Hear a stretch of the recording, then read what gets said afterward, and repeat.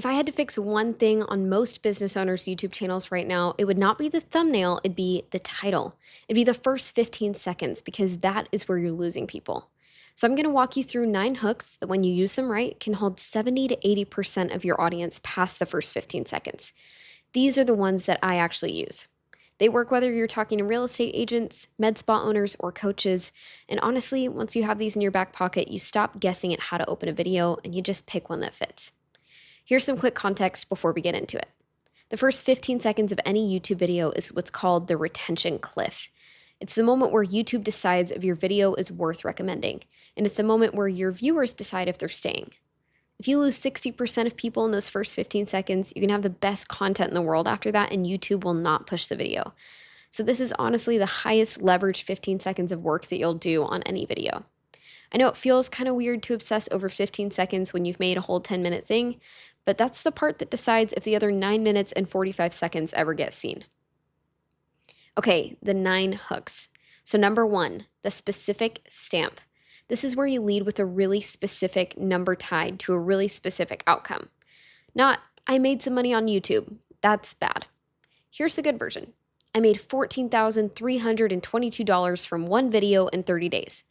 Numbers do something to people's brains. They make a claim feel real. Some, a lot, and tons all kind of just sound made up, but 14,322 sounds true. So if you have a specific result, lead with it. The number, the time frame, the outcome, that's the whole hook. Number 2, the hypothetical reset. This is the, if I had to start from 0 today, here's exactly what I would do hook. Dan Martell uses this one constantly, and so does Greg Eisenberg. It works because it takes everything you've learned and compresses it into a fantasy scenario. The viewer can just step into it. They're not just watching you talk, but they're imagining themselves doing what you would do. It gives you permission to be specific, because if you're hypothetically starting over, you can name the exact tools, the exact first steps, and the exact 30-day plan. No fluff. Number 3, the contrarian. This is where you flip something that everyone else is saying. Everyone tells you to post 3 times a day. Don't. Everyone says you need a niche. You don't. The contrarian hook works because most YouTube content sounds the same. So when someone opens with a take that contradicts the herd, the attention spikes. The viewer just goes, wait, what?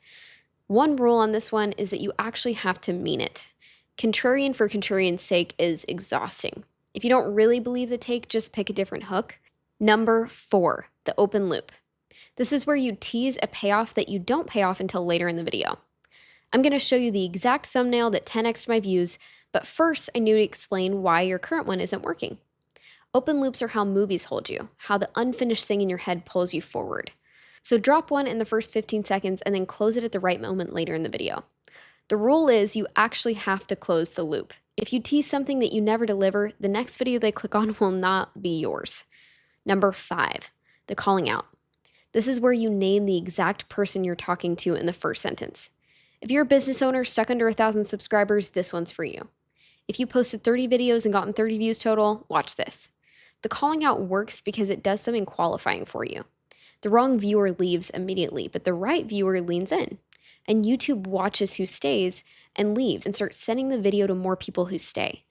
This is one of the most underrated hooks, especially if your audience is narrow. Use it. Okay, quick thing before we keep going. Most of the hooks I'm walking you through, you can batch a bunch of versions in just a few minutes. Honestly, the way that I do this is I'll open up Syllaby, drop in my video idea, and have it draft 8 or 10 hook variations across these formats. So I'm picking from a menu instead of just staring at a blank page.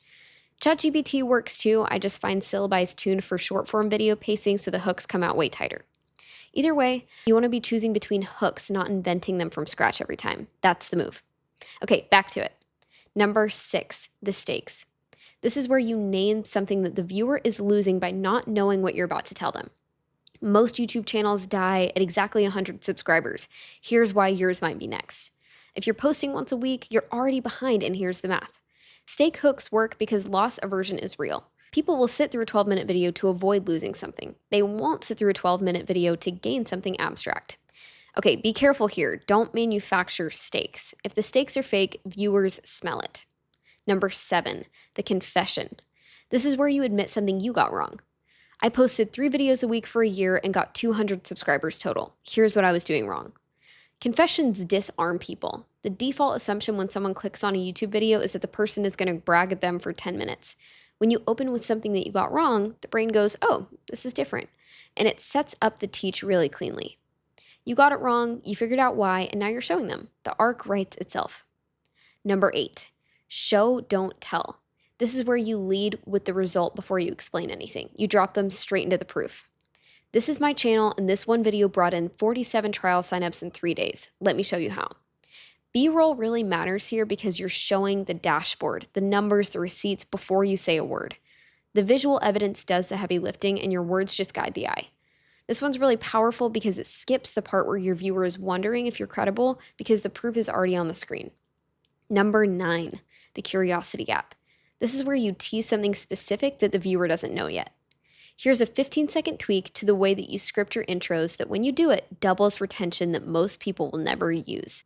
Curiosity gap hooks are the trickiest of the 9 because the line between curiosity and clickbait is thin. The rule, again, is that you have to deliver. The 15-second tweak is real and you teach it. It's a curiosity gap. If you tease something and you never explain it, it's clickbait and your audience will leave. When done right, this one outperforms every other hook on the list. Okay, so these are the 9. Specific stamp, hypothetical reset, contrarian, open loop, calling out, stakes, confession, show don't tell, curiosity gap. You do not need to use all 9 in one video. You need to pick one. Honestly, I would say start with 3 of these that you like the feel of and rotate them across your first 10 videos. See which one your audience responds to and then write more of those. Real quick before I let you go, here's the heuristic. If you only take one thing from this video, if your first 15 seconds doesn't promise something specific, doesn't call something out, or doesn't have an open loop, you don't have a hook. You have an intro. So just rewrite it. Hooks feel hard until you've done it 3 or 4 times, and then it's just muscle memory. You'll start watching other people's videos and clocking which hook they used. That's when you know that it's clicked. If you want to try Syllaby, links in the description, you can spin up a free trial and use it to draft hook variations the way that I do. See if it fits the way that you work, and that's the 9. So go write a better intro.